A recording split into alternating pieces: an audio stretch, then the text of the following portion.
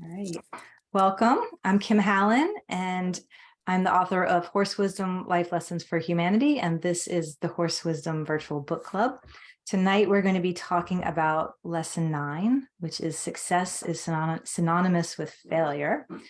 And as usual, the chapter is just a launching place for us to kind of start a conversation. And I never know exactly where these are going to go. And that's exactly what's fun about it, is we just see where the chapter takes us, like where we start and then where do we go. So I've got 3 people with me here tonight, and I'm going to have them introduce themselves real quickly for those who are watching back, and then we'll launch into it. So Kathy, why don't you go ahead and introduce yourself first? Okay, I'm Kathy. I'm from sitting right now near Toronto, Ontario. And I also am Kim's aunt. So that puts me in a different perspective, I suppose, but always happy to join her. I'm a retired special ed teacher, 3 daughters, 5 grandchildren. Retired, so I have time now to bake. I just finished some gingerbread cookies. Too bad I can't share them with everybody. Oh, that's awesome. Yeah, I meant to say happy holidays at the beginning of this. Yeah. So I pick away and I help my families out, and I do exercise and gardening when I can, and walking and all kinds of different things. Beautiful. Thank you, Aunt Kathy. All right, Anna, why don't you introduce yourself? I'm Anna Fox, and I live in Virginia near Warrenton, so it's sort of north central. I have been a 911 dispatcher for over 15 years now. I also have a coaching business for horse people called Equus Enlightened. And I have 2 little boys who are 6 and 4. And so that keeps me pretty busy. And gosh, I think That's perfect. Yeah. Thanks, Anna. All right, and Jerry Ann, go ahead and introduce yourself. Well, hi. I'm Jerry Ann. I'm a retired nurse. I've been retired this last year. I live on 5 acres with I have a new horse at home with the goats and chickens. And I'm just going through some changes with my daughter who's moving, who has been a co-partner with me with horses for a lot of years. We've sort of been sharing or in each other's pockets or trading trading experiences, or she's been helping me a lot.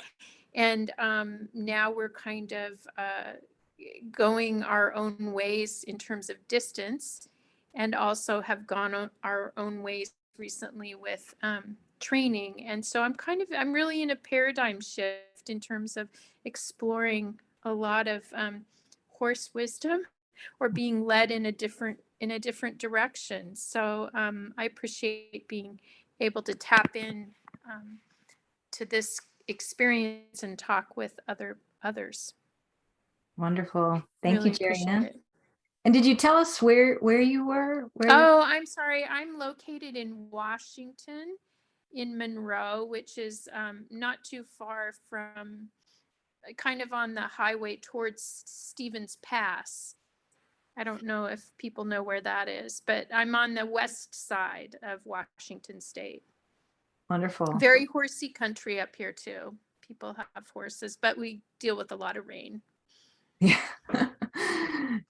I guess that's maybe better than a lot of snow. It depends on your outlook on snow. Yeah, it depends on your outlook on that, but yeah.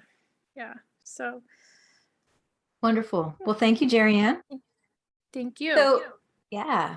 So to start, I guess since you read the chapter, and this was one of the chapters that was kind of about me, I told a little bit about personal things that were really felt honestly a lot like failures in the beginning when I was going through them and when they happened, and then only kind of later could get the perspective that it was a success in the sense that it moved me in a direction that I really needed to go. And that ended up being a very good shift for me in my life in the long run. But at the time, certainly didn't feel that way.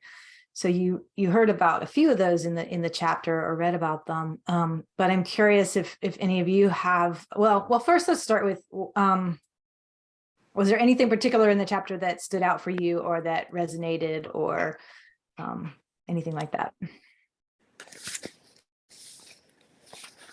If you remember the chapter. I actually wrote down a bunch of quotes, actually. Now, if I can find them on the right page that I was on.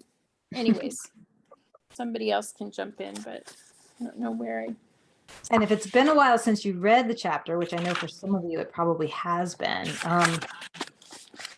I talked a little bit about, just in the horse industry and what it takes to be considered kind of a good rider or to become competent in the horse industry, and also some of the things that you sacrifice when you're going through that. And then I also talked about, let me see, I'm looking back, just some of the industry mindset and wondering a little bit about how, failing in the horse industry, meaning maybe I didn't accomplish what I thought I was supposed to with the horses, or according to the industry standards, right? And then it being a success in the long run when I sort of didn't make it the way that I wanted to, because it allowed me to look at horses in a different way, right? And have a little bit of a different path with them. And then certainly, I think I talked about it in this chapter too, was my story with Tempo. And, all the different ways that I felt like a failure with her, failing her physically, failing her emotionally, only for that to eventually take us down a path that really changed my life completely. Wouldn't have written the book, wouldn't be doing what I'm doing right now had it not been for the challenging road with her. So those are some of the things I think I talked about in the chapter. Yeah. I wrote down when I went back and I did, go back through the chapter before tonight, but I thought the statement that you made, that you finally came to the realization that you couldn't keep beating Tempo up. You had to figure out what she was getting out of the relationship, what she wanted, what she was getting. And then you had to kind of come to grips with that when you realized that she wasn't really getting a heck of a lot out of the relationship. And you needed to change the paradigm. In many ways, it's no different when you're raising children too. You come to some really stops sometimes in the road and you think, oh my gosh, what am I doing here? Can I do this differently? You're so sometimes caught in what society expects you to be doing with your horse or with your child, and it's not working. And you need to come to grips with that. Something has to change. Right. Instead of just looking at it as I'm a failure or I'm failing, and we get stuck, right? And keep trying to make that square peg fit in a round hole kind of thing. Yeah. So Kim, two of the things I wrote down, is it okay if I jump in? Yeah, absolutely. From the beginning, and I think I'm thinking of this in relationship to what's occurred for me in the last couple of weeks, because the trainer relationship that I was in has now been broken, and that there's things that I'm really looking at. How did that occur, and what kind of communication was really happening, and where were the two perspectives? And something in the early part of the chapter, you talked about the freedom of choice and also control over what is being done with our bodies. Those two things were kind of linked, I think, in the same paragraph or something. And I think about the client trainer relationship, and I don't think most models have freedom of choice so much. I think that I think when you as a client sometimes exert some desire for freedom with your choice or to express your choice, you really have to have a trainer who's receptive to what's going on, or feels that they can deal with that, or has tools for that. And Yeah. I mean, that's just, you could just go into a whole range of things about that kind of conversation, but also the control over what's being done with our bodies. I think a lot about, well, I'm really thinking about that the horse has the right to say no. That was one of the big sort of impressions I got from watching your videos and reading some of your work. And I'm really, really working with this idea of seeing the no and Mm. then waiting, and then either asking in a different way, or asking, do I need to even do that right now? You know, can I walk away and come back and do that? Like, what's to be gained? I mean, traditional training is, okay, if the horse says no, I make them do it. You know, you keep asking until they comply, because they have to respect me, and I need to be respectable by showing that or enforcing that. And then I have to have the answer now, you know, or very soon. And this is a whole different mindset to explore when just doing daily things with my horse, you know. um Yeah. it's a really different thing. And I think this is where my daughter and I will really part ways, in Mm. that she has a very determined idea. You know, we've butted heads many times that the horse is going to do this and they're going to do it now, versus seeing it more holistically, which is kind of my training, obviously, as a nurse, and as a oncology nurse, and as a cancer nurse, and as a hospice nurse. That's just how my mind and my heart has been working, and to apply that to to the horses.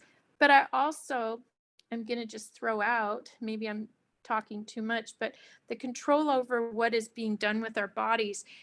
It just, that phrase just got to me. I remember riding my previous horse, Triskel, and being coached into a canter, and then feeling like I was losing my safety where I felt comfortable, and was being yelled at to keep going, don't stop, don't let him stop, you got to keep going. And I remember having an outburst of just stopping and going, no. Like, it totally triggered me into a big no. Mm. And this caused a huge kerfuffle with the teacher, because there was other people around, and I Yeah. had this huge no, and then there was this pushback, and I still said no. And I thought about it later, and I was just like, wow, you know, that and then I tried to talk through it later in another lesson, to try to work through and say, hey, you know, that was a real trigger, and I didn't feel safe, and I needed to say no, and that wasn't a good thing for me to keep going when my, like, your fight or flight or any of those things are going. That's not good for the horse, it's not good for you, whatever. But I just realized how much in our society that we push ourselves because of expectation beyond listening to our body and knowing what's comfortable. And it does take some stepping back and assertiveness to do that. And it's not popular sometimes. It's, some people can't take that no. They can't take it. Yeah. It's super common for people not to be able to take that no in the horse industry, but it's not limited to that. I think about some teachers I've had, some that were wonderful and accommodating and could pay attention to, you know, see the emotions behind something, see when a child was struggling, and then others that it's just rules and you just have to follow them, and there's no you know, no individual awareness, or doesn't seem to be there. And then there's some teachers who love to be questioned and love a challenging question, and love to be able to say, I don't know, let's figure, you know, where could we find the answer to that? And then other teachers that, you know, really don't like to be questioned or have their authority or what they're teaching questioned. So I don't know, Kathy, that would be interested from your perspective as a special ed teacher also about these dynamics. Well, you're certainly right on. I mean, there's lots and lots of teachers and they go into it. I think if there was studies done on teachers, you'd be very surprised at the majority, so many, I can't say majority, but many go into it because it gives them a opportunity or a position where they can work from authority. Right. When students can't, beat up to that authority, or they want to be an individual, there's no room for it. And so it gets snuffed out because then they're out of, the teacher's out of control. So it's the same as Jerry Ann was saying, someone saying, no, I'm not going to do that. And then you might get a failing grade on top of it, right? Oh yeah, from a lot of teachers. I mean, I didn't work that way. So Right. but I saw it all around me. I mean, it's amazing I ever got through curriculum because we spent a lot of time just talking as to how people were making decisions and how we were going to do that as a unit and how we weren't going to do it as a unit. But most teachers don't take that kind of time. And I was interested too with Jerry Ann's perspective, even coming out of nursing, because that's another realm where a lot of people enjoy the authority. You don't like to think about it because someone is ill, but I've had a lot of ill people in my family, and you deal a lot with nursing staff, medical staff who want that authority. They want to tell you when you're going to wake up and turn over and take your medicine. And I mean, there's a certain amount of authority in those roles too. And a lot of feeling for the patient, probably, of not having control over what's happening to their body, right? All the gadgets and the things that we don't understand, and not always. Some nurses are wonderful about preparing you, telling you what's about to happen, asking you if you're ready, that sort of thing. And then I've had other experiences where that wasn't so much the case. Yeah. But Kathy said something that was sort of key. She said the word time. Time seems to be, to me, a huge piece of what informs how we are able to interact with each other. Like, how much time do we feel that we have to work through the problem, or work through the no, or work through the assessment? You know what I mean? Like, I mean, I think of healthcare being so time pressured these days. That's not an excuse for people not taking a holistic view. That's really why I stopped doing inpatient nursing anymore, is because my own internal self couldn't, I was tired of being in trouble for the amount of time I took with people. So, and that inner pressure. So I just needed to remove myself to somewhere where I could do my work, where I could have my time in my control, which I did with outpatient hospice most of the time because I was in charge of myself with my encounters. But when I think of training situations with horses or teachers who are on an agenda for a lesson or whatever, I mean, I do understand they have something they want to accomplish too. But time, how we view time, how we view it and how much time you can take with it, it does inform, what we're willing to investigate, it seems, in whatever the issue is, whatever the communication is. Yeah. And also there's this aspect of time and then a goal. So with teaching, I know, the goal is to get the students to be able to pass the tests they need to at the end of the year, or the criteria. With nursing and healthcare, it's getting the patient well enough to be, clear that bed or whatever, not that it's all about that, but there is some aspects of that where there's a lot of pressures on that. What's interesting about the horse industry, although sometimes at the higher levels, yes, maybe someone's prepping for the Olympics or a big competition.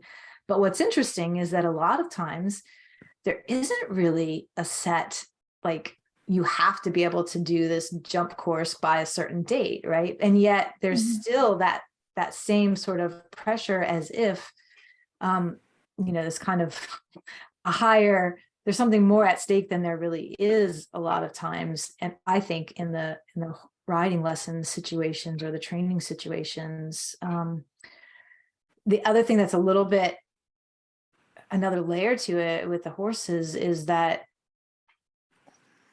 so usually the instructor is trying to instruct the rider, but also we have to then look at what the horse is doing. And sometimes it turns into needing to train the horse. So when your instructor was saying, keep them going, don't let them can't, they're thinking more about what is the horse going to learn, although I disagree with that method anyway. But so there's a twofold there, right? And it maybe, some instructors are going to find it just more important to get the horse to do the right thing and be less concerned about how you're feeling as the rider. And then there might be other instructors who would be more concerned with how the rider's experience is. And it maybe doesn't matter as much if the horse isn't being trained in the moment. But there's a lot of layers to that are. Yeah, that was a complex one to kind of throw out, but it just really hit me when I read it. I mean, it's like, well, you should, as a person, this ownership of our own body and what we're doing with it. I kind of come from, a generation of, we didn't really speak up about our own bodies, really. I mean, it's so much more out in the open right now, but it gets ingrained that you just comply or you adjust versus saying what really is going on here when it, so I don't know. It just really hit me in terms of wisdom. And I thought, the horses know if your body is not in tune with them or that there isn't a communication, they know. Oh yeah. And that's not a great pattern to keep going with. It's not good for them and it's not good for the human. And it's not always even safe, right? Yeah, it can get really unsafe very quickly. Yeah, and when I mention these things that strike me, it's not that I want to, I have no intention of, quote, slamming the trainer. I loved and love my this person very dearly, and that's what the dilemma is to have trusted and been in process with someone and then have a breach because of misunderstanding and not ability to use horse wisdom to figure that out, so when I mention things, I just am prefacing that to the group just to know that I'm just really exploring all the aspects of how that occurred and how these things resonate with me at this moment. They may be totally different 3 months from now. So, and that's perfectly okay, right? Yeah, that's how it should be. If we're learning and growing, it should be an evolving process. One of the things I want to just pluck from what you said, Jerry Ann, in terms of the success is synonymous with failure was that decision you made where you left one nursing environment to be able to have another. And you said, you were tired of getting in trouble for trying to take your time with a patient. And so it doesn't sound like you saw that as a failure. Like I did, because I kept thinking I can't do it like that. I can't do it like that and feel, I mean, it did somewhat feel like a failure because if everyone else is doing it, right, why are they all doing it, but I can't do it that way? I just can't do it that way.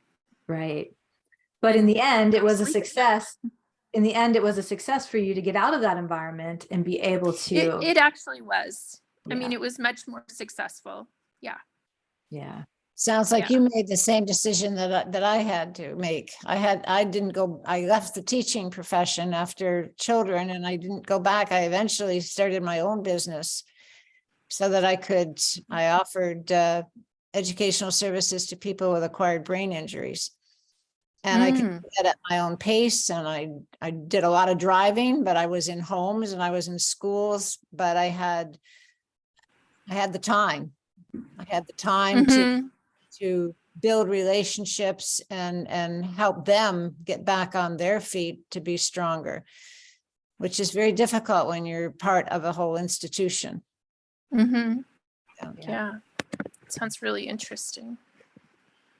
So Anna, do you have any situations in your life that are kind of in this pattern?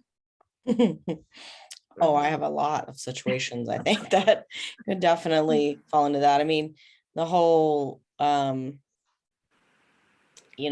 path to a different way with the horses. I mean, that was basically born out of a succession of failures, you know, that ended up not being failures in my mind because, I what I ended up doing was, I would take horses out of whatever situation they were in, and I would work through it and whatever, and then I just learned more and more and more and evolved over the years, and but I think the industry, like it teaches you, like there's almost this like combative relationship, right? It's almost a competitive relationship between the horse and the person, right? It's not. Mhm.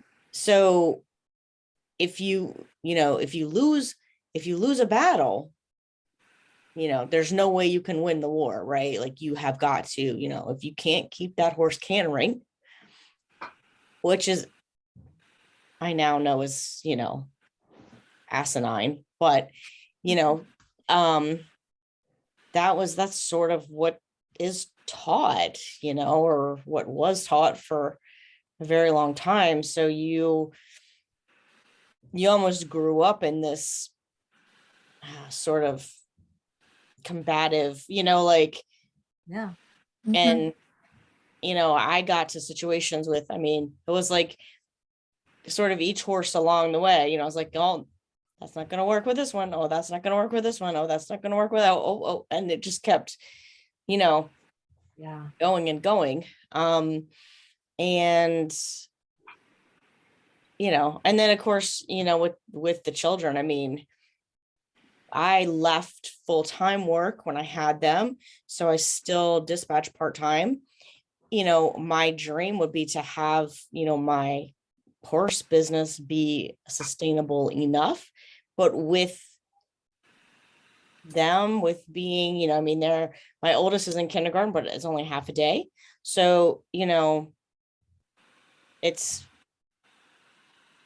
that time, then the time thing comes in, because that's another thing I think in the industry is that, it's all about time. You have an hour, you have 45 minutes, you have whatever that time limit is. And, same thing when you have, household responsibilities and kids, you don't have all the extra time to put into Growing a business. growing a business. And I'm not one of those people that I'm not fond of like the 45-minute lesson or the whatever. It's like you need to take the time it takes. So it may or may not take 2 hours. I don't know, like it's Right. so, but trying to coach people through that, because now I work with a lot of people who are sort of coming, have sort of hit a spot, a failure with their own horses and are coming at, well, now I don't know what to do. What do I do? And just trying to teach them that there's no time, like it's not a timetable thing, Right. Right. It's a process. And a Right. relationship. It's a process, not a, so yeah, I think people, when you realize like, oh, being able to see that failure as a success in another place, that's just, it's hard. It's hard, but wouldn't it be nice if that was the mindset we sort of learned to look at these struggles through? Yes, right. Mhm. Because I think that keeps us stuck in a pattern for a long time when we think the only way to define success is I've got to do this the way that I think I'm supposed to do it, or they're telling me I'm supposed to do it, instead of realizing that there's actually lots of different ways. Right. And like when Jerry Ann mentioned earlier about, the mindset and, the trainers, and when I work with people now, it's like when you start to give them freedom, you start to give them choices, you start to ask them questions, they're just like, It's overwhelming. yeah, I don't know, Mhm. like, and then to suggest that maybe their horse could have a choice in something, that's another, it's another layer of, Well, I think part of what goes into that is fear, not just with horses. I'm sure it is with, I'm not a parent, but I'm sure it is with parenting. You get this fear, someone tells you you're going to mess up your child. Or with the horse, it's like a lot of times, like the horse will be dangerous. You're going to get hurt. I remember being told that a lot. Like it's not safe to let the horse win, because then they're Right. going to do, like, now that I understand the nature of horses, I know it would never occur to them to intentionally try to hurt us or take advantage. It's just not how they operate. But I believed that at one time, that I had to keep the upper hand, or something really bad was going to happen. And I think parenting, that it's a fine line, right? Like there is structure that's needed. There are some parameters, and we talked about this on one of the other calls. Like there are safety concerns with children. We can't just let them do anything they want. They don't know yet some of the dangers of the world, or things like that. But yeah. Well, it seems like I don't know where I'm reading so many things recently that are kind of resonating, but and it's made me think a lot about how you instill in a little being, a toddler, and as they're growing, this sense of self that allows them to have an okayness with their choice, and then the way in which you might have to redirect it for safety, or you might have to inform them of how that might not be good for them or whatever. The same way that you might have to work several times with with your horse over something, right? Till they learn it. And because many people that I talk to or we have grown up with a fractured sense of self. So we're always working at this more holistic, or some of us trying to find that wholeness. And then I look at the horses and I realize, some horses come with their baggage. So they do have some things that are they don't have their sense of self intact either. Like my horse Triskel, there was a lot of things that we didn't sort out. Yet I had a horse Atticus who had an incredibly generous sense of self, that was so nurturing and giving and lovely to be in the presence of, right? Not always, not when he was younger, but he did come along in a way that he was in our family, and for the most part was treated in a way that was caring and generous. So he developed maybe a just from temperament, a different sense of self. So it's just an interesting it's like an evolution of person, right? So when clients come and they don't know, you give them a choice and they don't know quite what to do. I think it's because sometimes I'm 63 and I'm just trying to figure out what's my inside sense of self, finally giving myself permission for that. Yeah. And that's a journey. It's definitely a journey. Well, it's not encouraged. There's so many. I go back to children because that's mostly my experience. I've never had a horse, but the paradigm is that you have an adult, and the adult makes the rules and the kid listens. And it doesn't pose a problem if the kid always listens and does what the adult wants to say. I never had kids who really wanted to do that, so I had to figure it out pretty quickly. I had strong personalities in my life, and I had to really figure that out pretty quickly as to who I was and what did I need from them and what did they need from me. It kind of comes back to Kim trying to figure out with tempo. Mm-hmm. Yeah.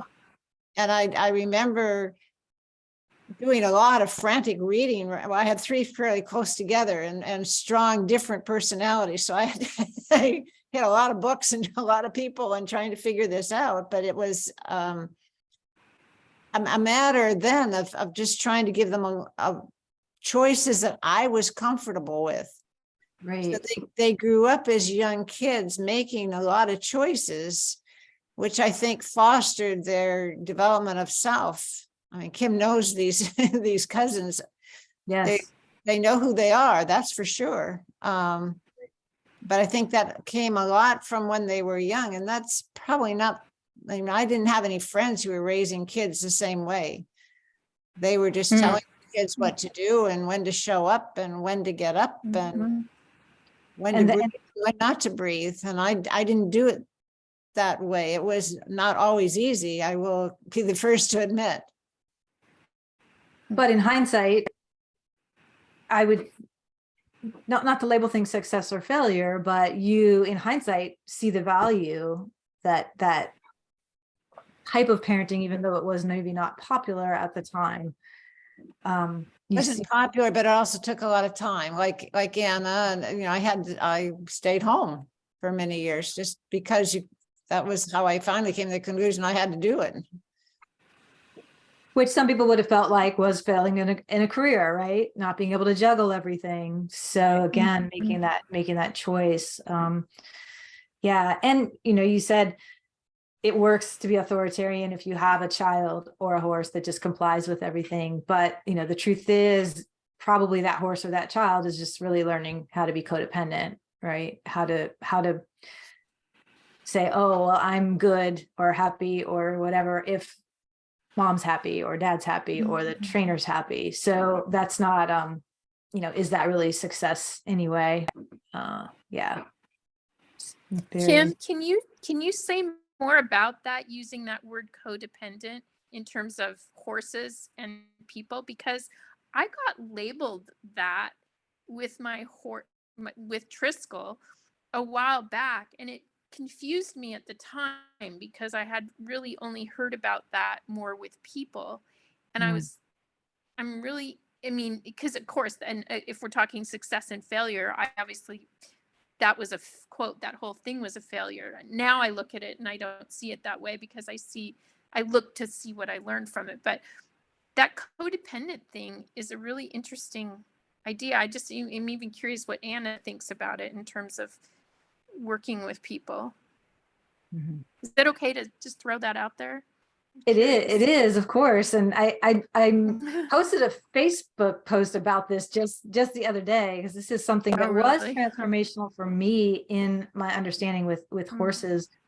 When I spent some time really looking up what codependency was, because I knew I had it. I had a lot of those tendencies in my life. My therapist had told me, so I knew that too, but I really was like, what does that actually mean? And codependency is when we give away the responsibility for our own happiness, our own contentment, beliefs, fulfillment to something outside of ourselves. It could be a person, right? So if, again, I let my parents define what's good, or when I'm happy, or when I'm whatever, right, successful, then I've given away my responsibility for like knowing myself, or for figuring that out, or owning my own responsibility to know what happiness is for me, know what contentment is for me, know what balance is for me, know what right and wrong is for me, right? And I think that in terms of horses, when you watch wild herds, there's not really any codependency. That in the wild, most youngsters it's encouraged that they become healthy, independent, healthy, interdependent very quickly. Otherwise, you don't survive, right? There's really not space in the wild for a lot of codependency to happen. Everybody has to learn how to take care of themselves. Human world, we don't teach that. But also with domestic horses, especially highly trained horses that have learned to be like, I look to you for what tell me what to do now. I'm going to do it. Tell me what to do. Right? Those horses. Oh, so that's codependent. That's codependent. Those horses don't have any ability anymore, at least in relationship with a human, to think for themselves, right? They've given away that responsibility to someone else. That makes sense? Yeah. And I don't just know if think it that's how was- I don't know if that's how the person who No, word with I'm you. just laughing because I think it's like so crazy that it got labeled that way, because I was actually the one trying to allow the horse to express himself more fully. And every time I showed up, he's really expressing, right? He's Right. showing how he really feels. And yet everyone says, but when you're not here, he doesn't do that. So you must be the one who's the problem, or you're inciting that. But really, in retrospect, when I look back at it in my gut, even though it was the most difficult thing, I think on some level, he trusted that I saw his anxiety and Yeah. his discomfort, and it showed up.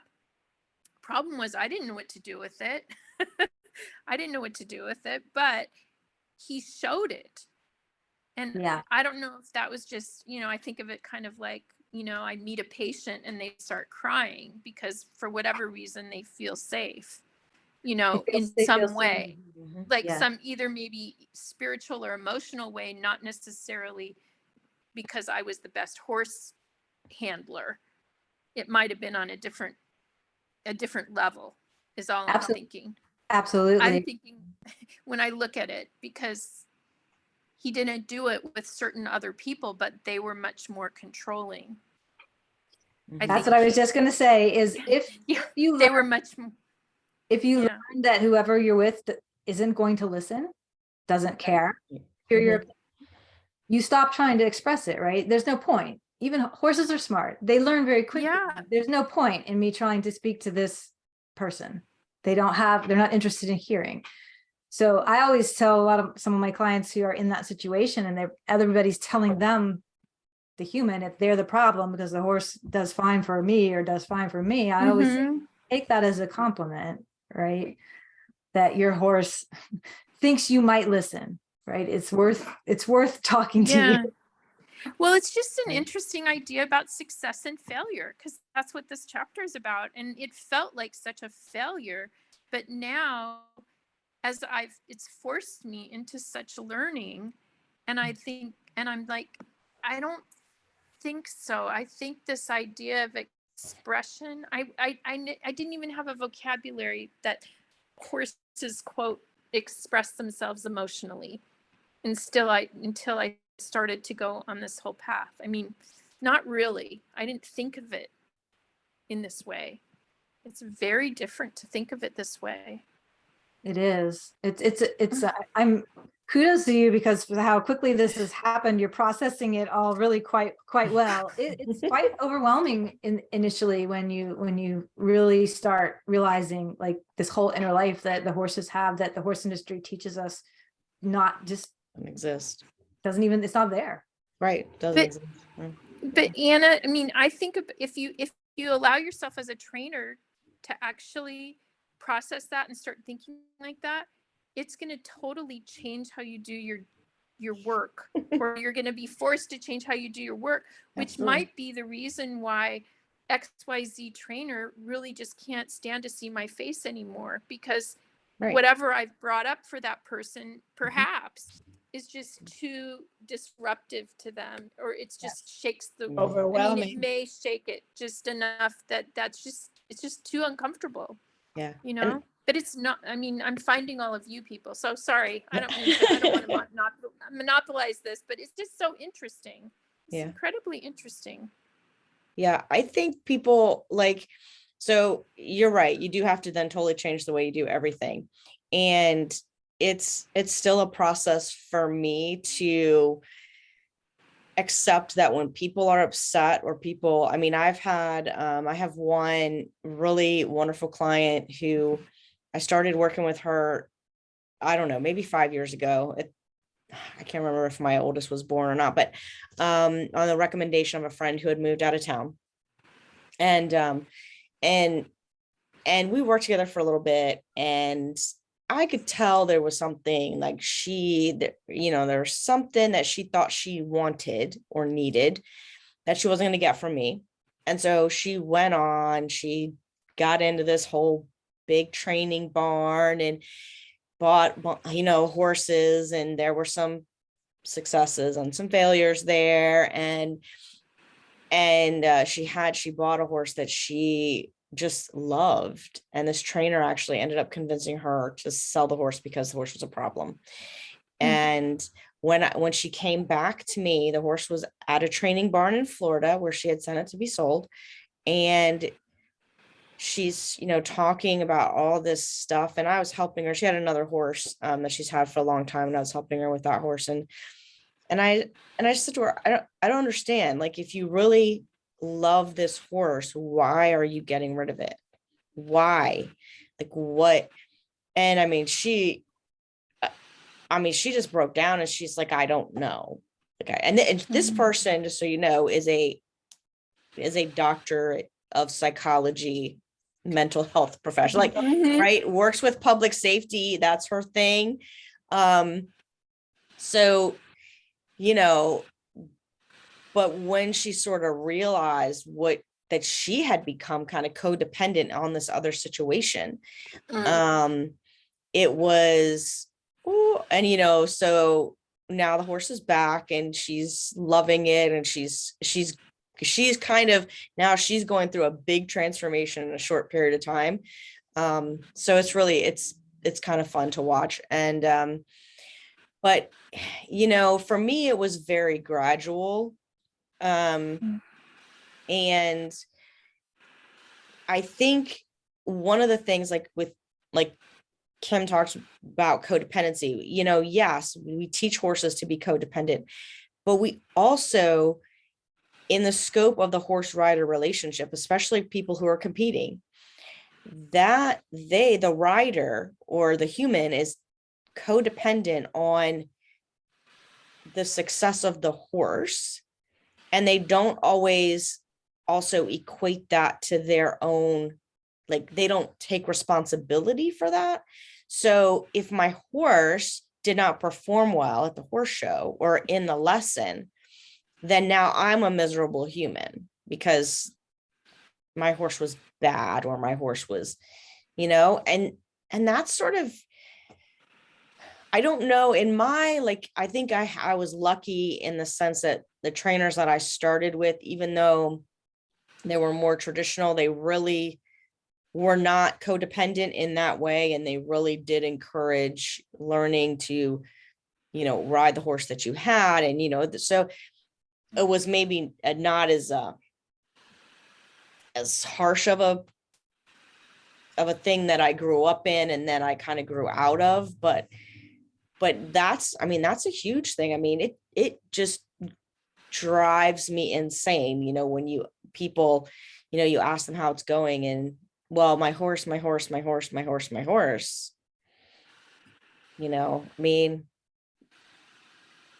and so this is a parallel to, I don't know the answer to this, because I can't even imagine how hard it is as a parent, right? How hard is it to say, I'm happy in my life if my child's struggling, my child's not happy in their life? Like, I'm sure that's a challenge too. We do it in our marriages, can I be okay if my spouse is really struggling, and yeah, I don't know very many models in the human world that are like a horse herd, where they're there for each other, they are cohesive, they are supporting each other. But believe me, if Tempo's having a bad day, the others are like, You're out of here. go over there till you get yourself straight, and then come Right. back. You know what I mean? Like, they're not gonna take it on or feel responsible for it or feel like they need to fix it. If it's super disruptive, they will, there's some boundary conversations, there's some energy conversations. But yeah, I think we don't really know, where do we learn that within the human society with the structures that we have? In the work world, you can't really be healthy independent, right? You have to follow rules and protocols and hierarchies. It makes me laugh because my parents, I think, were very good about that. Like, I think we learned independency. Now, my parents, though, were also very much like traditional in the sense of, like, they weren't a fan of me going off and doing the horse thing. Like I needed to go to college. I needed to get a real job. But it wasn't, you know, we weren't all like happy or, I mean, I think they were, for the most part, it was a very good example of, not being codependent. But in the workplace, that is hard. Right. And so of course I've been doing this for a long time, and,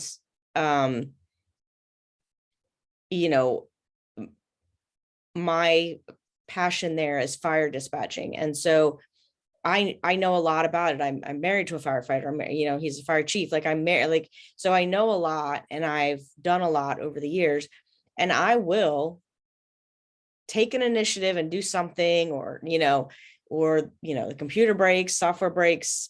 I'm just going to wing it, like whatever. And people, the new people, the younger people just freak out. Like, oh my God, they're going to get upset. They're going to be mad. They're going to, you can't do that. You have to do what you have to do.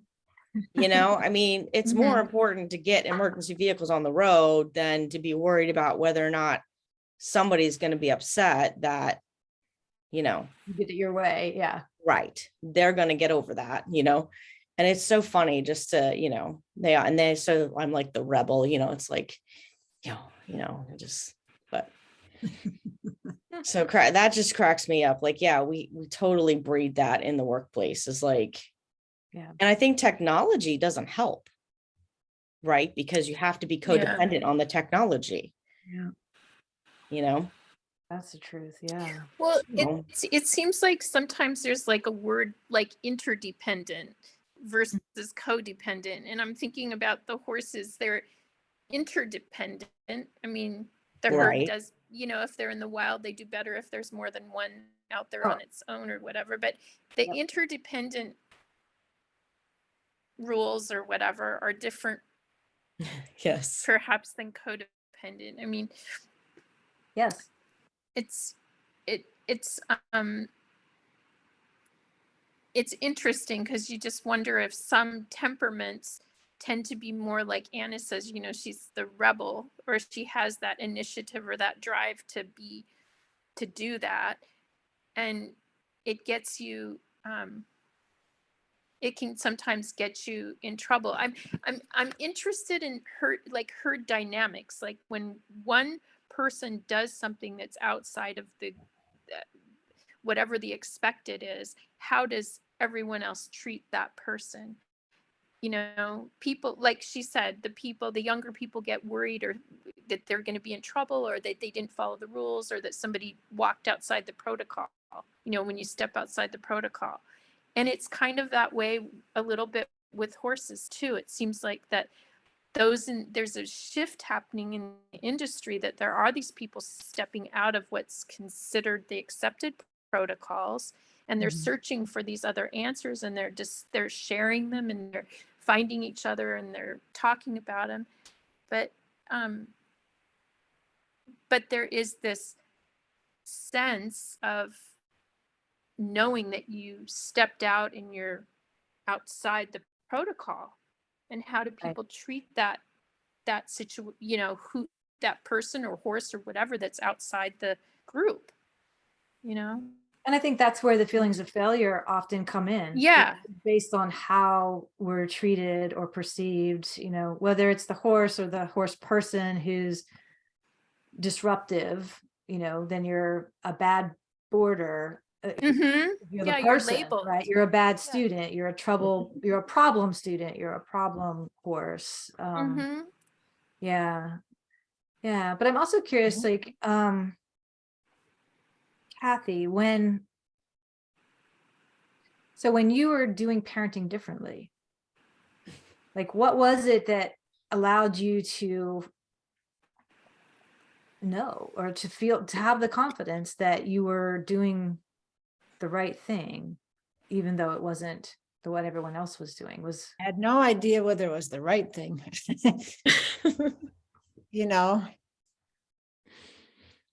I think it was back then. I mean, that's a long time ago now, but Yeah. it was lonely, I will tell you that. Yeah. All my peers were all working. They were either back in teaching, or they were lawyers, or they were this, or they were that, and they had their nannies at their house. And, their kids would come over and play in my house a lot of the times, and they didn't know how to handle my house. They didn't already at 3 and 2 and 4, they didn't know how to make decisions. They didn't know whether they wanted to paint or whether they wanted to crayon. And, I remember coming across that just almost on a daily basis and thinking, well, I must be doing something right here, because my girls at least were able to make choices, and they felt good about their choices, and they felt they were their choices.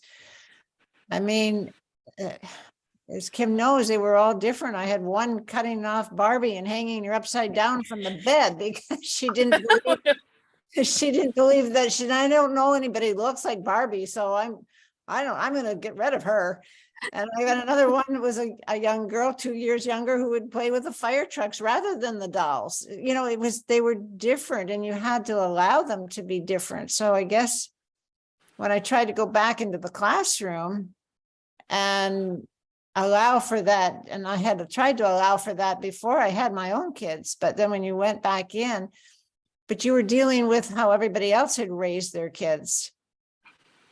So Kim asked the question, where do all these attitudes and approaches to life and perspectives come into play? And a lot of it comes in, at a very young age within the homes.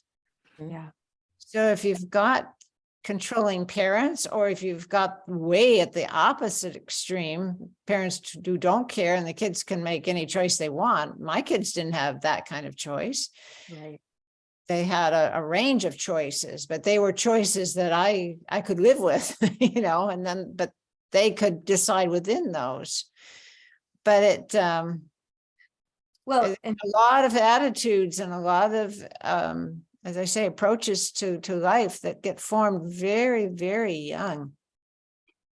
I love what you just said, though, about because I think this is so interesting that this is where I see some of what's happening in the horse industry now is sort of this. Because the argument is always, if you give the horses choice, it's just going to be chaos, right? They're never going to listen. They're never going to want to cooperate. They're never going to want to do anything, which of course isn't true. But it's like any community, even with a horse, within a horse herd, there are parameters, right?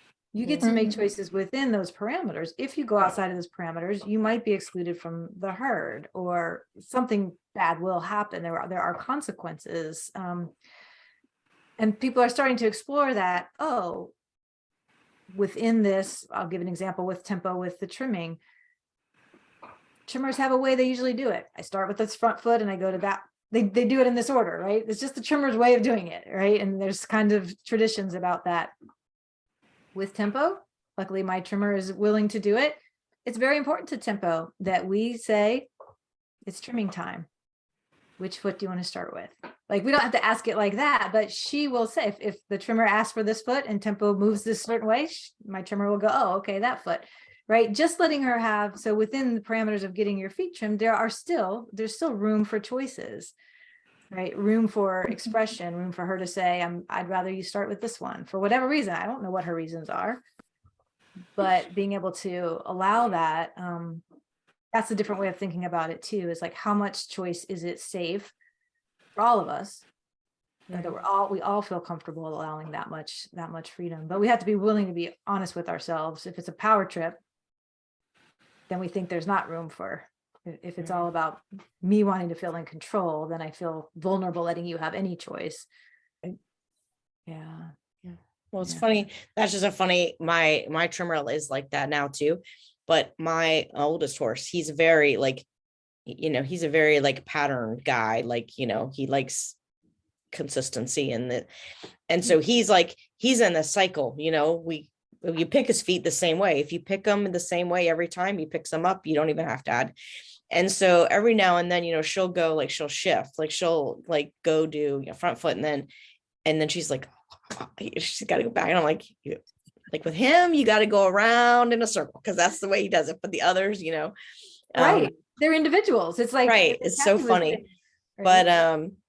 But, and I wonder, like, and part of me, I wonder, like, okay, so is that his personality, which I think some of it is, but also is that just conditioning, like from, his beginnings, from our start together, but I can be a very patterned person too. Like, I think I'm not as bad as I used to be, but like, just, and not even in a forceful way, just like, oh, this is the way I always do it, so this is the way. And now I make a conscious effort to try not to be that way.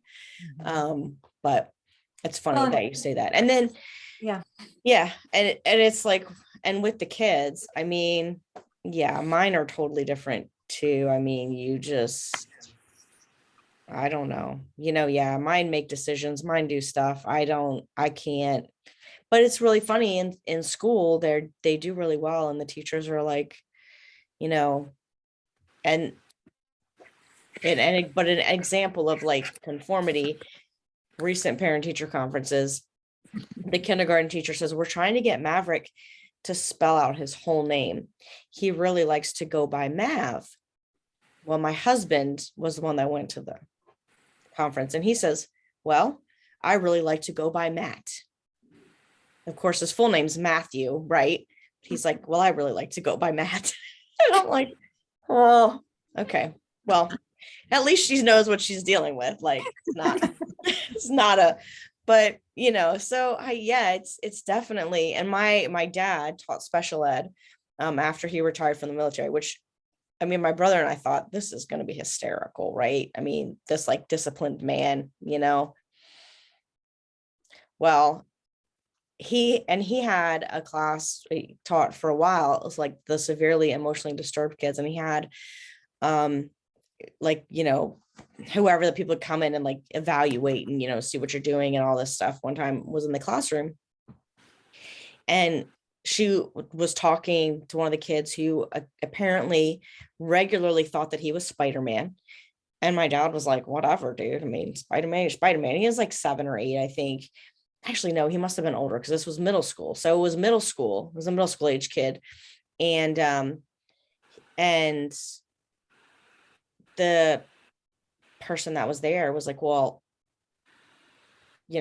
asked him, like, could he prove he was Spider-Man, or how did he know, or something like that, and he says, well, because I can make a web. And she's like, oh, well, show me. And my dad is like, why? So he asks everybody in the classroom, anybody got some bubble gum? Somebody does. So he puts this piece of gum in his mouth, he chews it up, he walks up to my dad, he pulls it out of his mouth, and he spins it around my dad's head. And my dad just sits there, and then he's like, okay, well, now you're going to have to watch them while I go and try to clean the gum off of my face. Right. And the lady later is like, well, why did you let him do that? Well, she had initiated it. Right. You told him he could. To show you. Right. You told him, like, I'm not going to tell him no. Like, you said he could. What? He's like, why couldn't you just go with the fact that he's Spider-Man? Why does it matter? Right. What does it matter if he's Spider-Man? I don't care. Right. Like, right.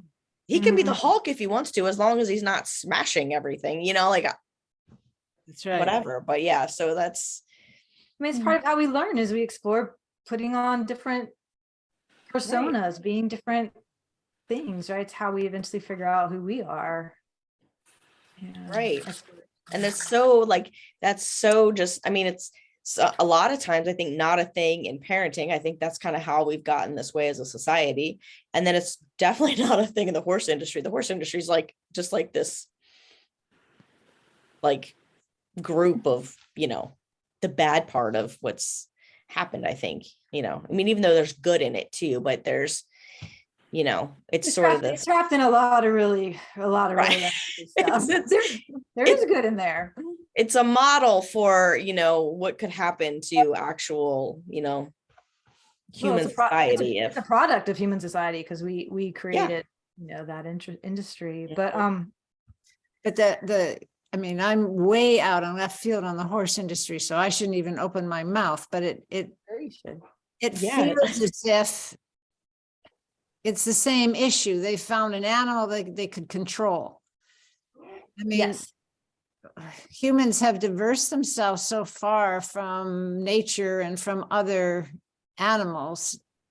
And we've put them all in this hierarchical position. And horses, I don't know, I've never read about the history of horses that much, but I mean, it appears to me that the horses were bright enough that the humans had to somehow figure out how to domesticate them and get them under their control. I mean, it's no different than a lot of domesticated animals. Mhm. You know, lots of people who have dogs who are mistreated, and you've got real power, authority going on. Yes. And I Mhm. think, when you have a really large animal that's also very peace loving, Virtue. they're very cooperative. They want harmony. They are very smart too. They're like, they'll figure out the path of least resistance, Right. for survival. So that adds to that feeling of power, is this very large, strong animal that then, I can control. Yeah. So Right. And if you don't control it, it's going to be dangerous. That because they don't tell you that they're peace loving and they don't want to do.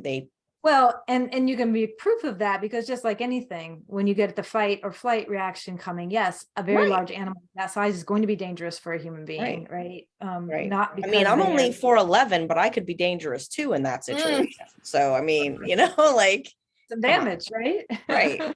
Right. Yeah. Well, I have a couple of the bullets that were at the end of the chapter that I maybe just wanted to like toss out for a little reflection, because I've had this one often in the kind of human culture world gets some weird looks. When the first bullet was, the path of least resistance sometimes feels good for a reason. And I think that's triggering a lot of times, because in human society, we just really have this mindset that life is hard and you have to persevere, and you just if you work hard enough, right, disciplined enough or whatever, you'll Mhm. get through, instead of really understanding that, like, to a large extent, discomfort is a sign that maybe we should try something different. I don't know. Like, there's obviously that's not always true, but it's interesting to me how much that line can be really triggering for a lot of people. And I'm just curious, like, how often I have to make myself. I found myself recently. I'm like, oh my gosh, I've been beating my head against this wall. I didn't even know I was beating it against with my business for a long time. I don't necessarily have to do that. I could just choose a different, slightly different path. Mhm. So even with the work that I've done, I realize that it's still very susceptible to that. I just need to work harder, or I just need to, I don't know, do it a little. I don't know, right? Mhm. I blame myself. We blame ourselves for failing, versus saying, maybe this is a sign that I should just do this a little differently. So I don't know. I'm just curious about your thoughts, about your initial reactions to that, that the path of least resistance maybe feels good for a reason. Does that feel good to you, or does that feel scary? Sometimes there's economic and political and other reasons why you persevere and you try to just keep batting your head against the wall and making something work. I mean, again, we come back to, I think, personalities. Some people are more readily able to throw the towel in and say, oh, I'm just going down another road here. Right. And we all know some of those people. But I think it's kind of bred into us that damn it all, you just keep going. You just keep working as hard as you can, and it'll come out all right at the end. And that Yeah. isn't always necessarily the Smart thing to do. yeah. Or there's this idea that we're a quitter too, right? You don't want to be a quitter. Or some of those people who do throw in the towel easily, they can get a pretty bad rap, Yeah. right? Right. Sometimes, of being unstable or non-committal or unreliable. Yeah. Yeah. I mean, I think about, like, even if you go, you're driving down a road that has a bunch of stoplights and you hit all the green ones and you're like, whoa, what just happened there? Like, it feels good because you're like, yes, but then you're like, wait a minute, like, Yeah, sometimes we're afraid maybe the path of least resistance feels too good. It's too right. easy. There's something, right? Yeah. Shouldn't Well, be. it seems sometimes kind of like what Kathy was saying earlier, things get instilled very early in us. And I'm really interested in brain science and this whole way that we're conditioned and how we become conditioned, and then how do we unlock that conditioning. So the idea of the path of least resistance, if you haven't had actual experiential learning or an opportunity to choose that and then see what happens, you don't even realize it's a choice. You don't realize that you can walk away, or that really, I've done that for way too long in my life. I think, geez, I could have just walked away, or I could have gotten a different job, or I could have, I was very much brought up in that you just keep chugging along, or you just keep working at it harder and harder and harder, because to step away was considered failure, Right. and things are driven economically too. Sometimes you do have to do things because of money. And I think of particularly in the horse industry, when I made that comment about time does cost a trainer or an operation money. And the more you dilute the time, the lower the hourly rate, ends up in the pocket of the person who's trying to just pay their bills. And I do understand that.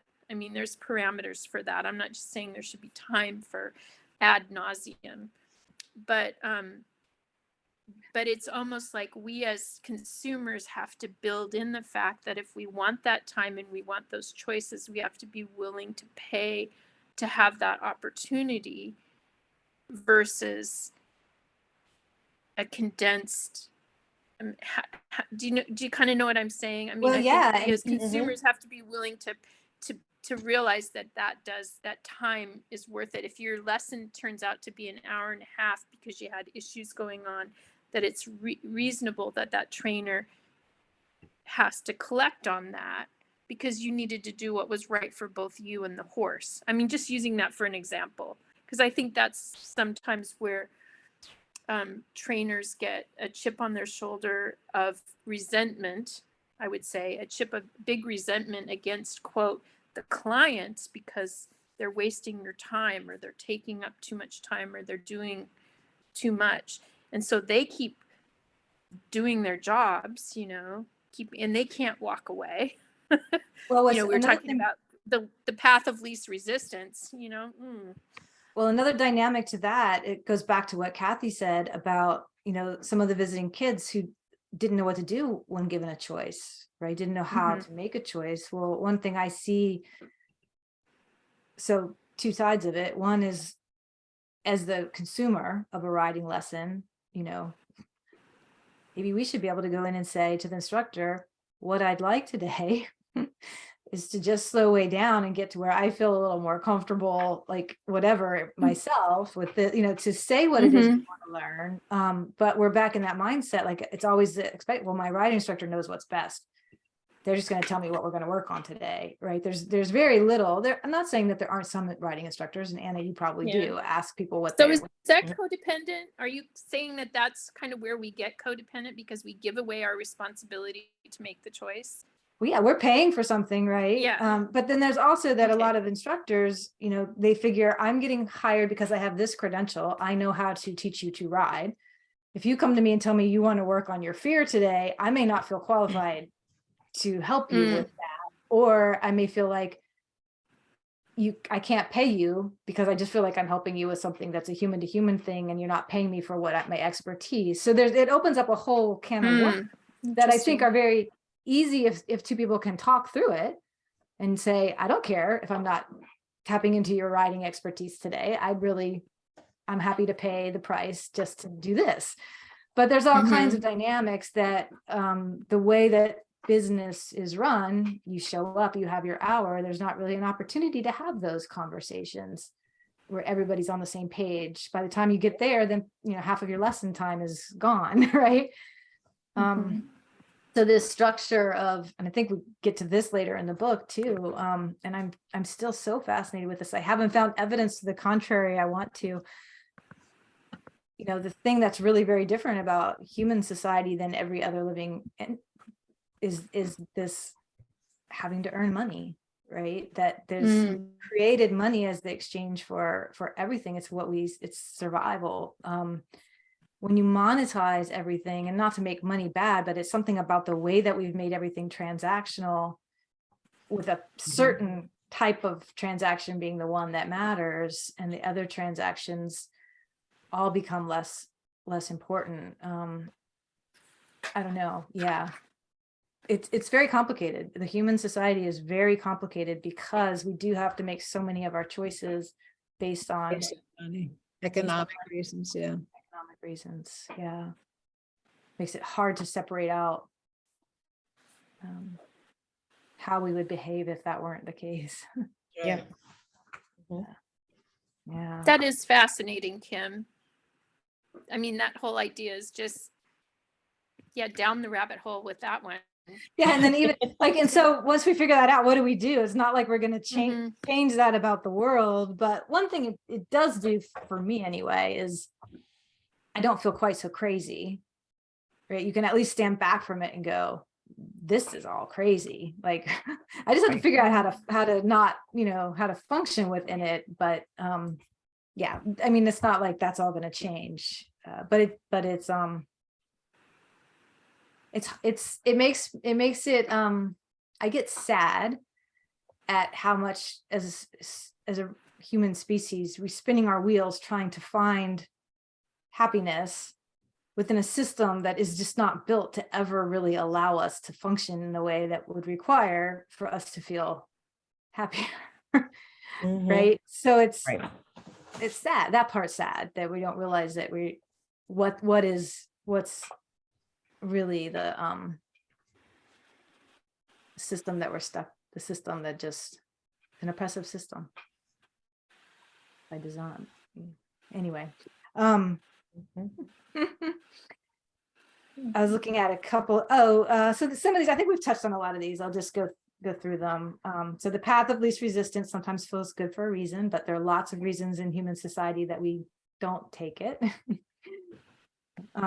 And I also thought about the horses there, because one of the reasons we love horses so much is because they do tend to pick the path of least resistance. And we probably see that as weak in them because it makes them susceptible to being controlled. But in the natural world, that isn't what happens to them, right? It just makes them very adaptable and very emotionally intelligent and good problem solvers, because they can find the path of least resistance and go that way. If you're a prey animal and you don't hunt other things, you need to be very good probably at finding the path of least resistance. Next bullet was frustration and failure motivate movement in a different direction. I think that's something that I'm continuing to try to hone in on more, and it's hard. It's hard. You get stuck in this place of frustration and you forget that this is maybe talking to me, especially if I keep feeling that way.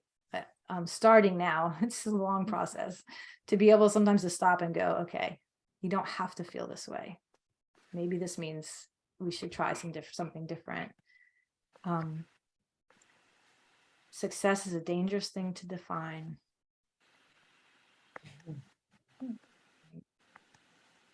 Lots of different ways to define it.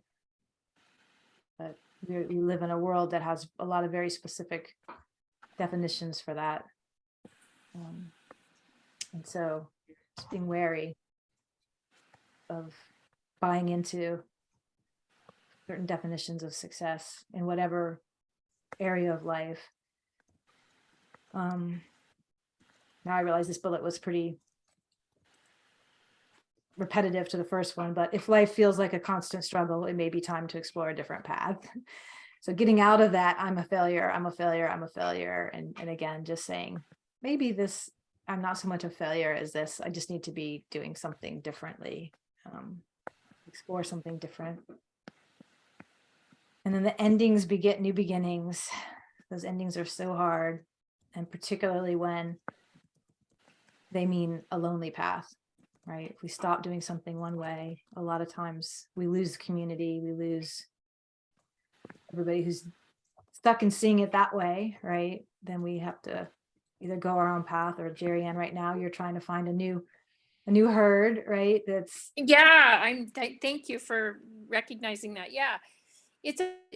But what's interesting to me is that that people feel that vulnerable, whatever we're calling it, a herd, but let's say it's a social group or whatever, it's the quote barn, that people feel when you do assert yourself. I mean, I learned this as a nurse too, because I was a big advocate for nurses.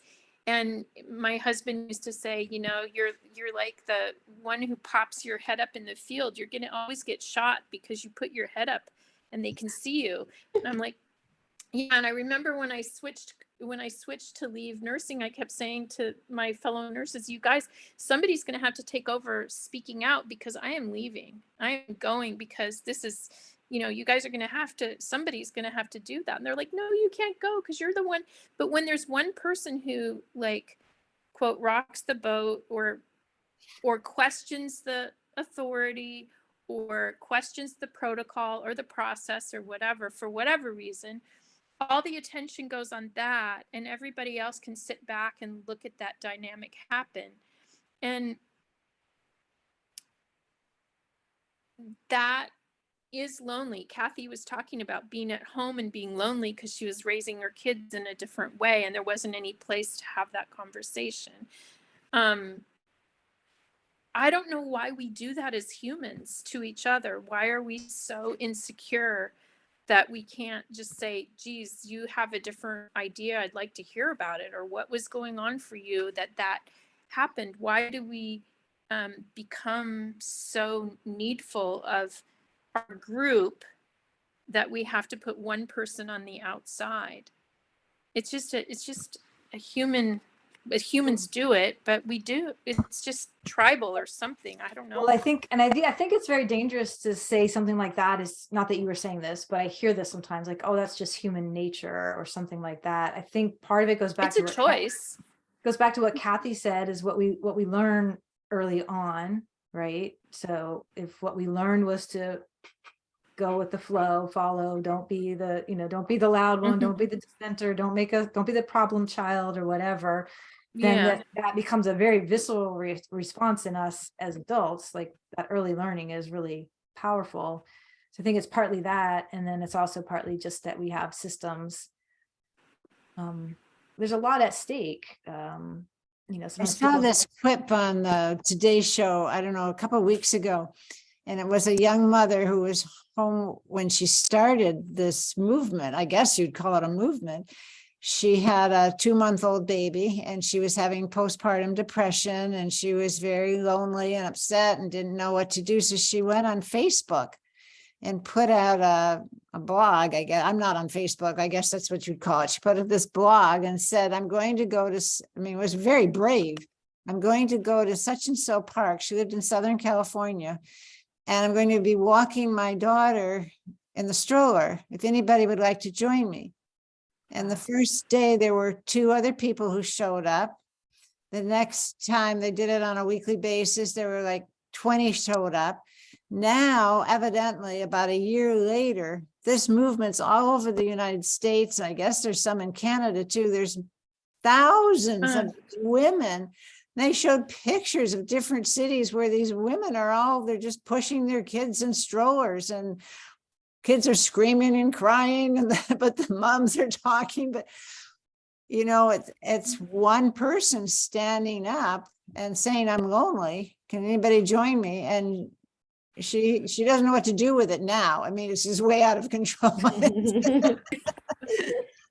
But that's a really good point. It's lonely, maybe partly because we don't realize that there is others There are a lot of lonely people out there. right? We almost feel like we're failing because we're lonely now, right? And Mhm. then we put a stigma on that instead of realizing that, yeah, maybe there are other people if we just name it. Well, you're doing that with your dismounting gracefully. I think Trying to do that. You, Kim, are putting a place for those people to talk about it and to explore it. So kudos Yeah. for you for that, I think. Well, and that's something we can all remember, I guess, if we're having those times when we feel lonely. Are we courageous enough to put it out there, right? And invite others. But yeah, there have to be social media. It's one of the great things for it if you want to use it, but not everybody's on it. So anyway, whatever, there are other ways, you know. But yeah. This was a good conversation. They never go how I think, the way directions that I don't know what I think in the beginning, but I'm always really curious to see like where it goes. Yeah, but I think it was a lot of good thoughts about not defining success necessarily in the traditional ways, and that a lot of times it's when we go against the grain or against what is normally seen as success that we end up feeling like we've been the most successful in the long run. Well, I think I'm redefining success in terms of how I feel personally versus what other people are thinking about me, which I think you made that point in your chapter too. I mean, it made me really say that's totally okay to stop putting value on what other people think. You just And brought it right back to That's codependency. again conditioning, And you just brought it right back to codependency. You just said it exactly. We're Yeah, gonna but stop it's- being codependent in our ideas about success. Yeah, but that's huge. And also I think there's people that are threatened. You can meet other women or other friends who are threatened when you become able to verbalize yourself that way. That becomes, for some people, it's unsettling, that energy, whatever it is. It can be, I mean, I can appreciate it, but they're also, unfortunately, now those are relationships or people that don't, that exchange of energy or whatever for me isn't as fruitful anymore, and I have to let that go because it's not helpful anymore. Right. I can't be worried about taking care of their feelings. I need to be able to take care of mine and be who I'm going to be. Exactly. Anyway, Exactly. sorry. I'm just No, but see what you inspire in us, Kim, when we read your chapters. yay. Who knew, right? Whenever we get off of these calls, I always have a moment that I commune with the horses, and Shoki and Marcus too, who aren't here, and thank them about what they're still helping to inspire in these conversations. And I'm sure for some who listen back to the recordings as well. So thank you all three of you for showing up and being present and engaging so fully in this. I got a ton out of it. I hope you guys did. And it's good energy we're putting in the world. So Thank you so much. Thank you. yep. Thank Happy you. holidays. Yeah, happy holidays. Happy holiday. Bye. Thank you. Bye. Bye-bye. Thanks, Kim. Bye.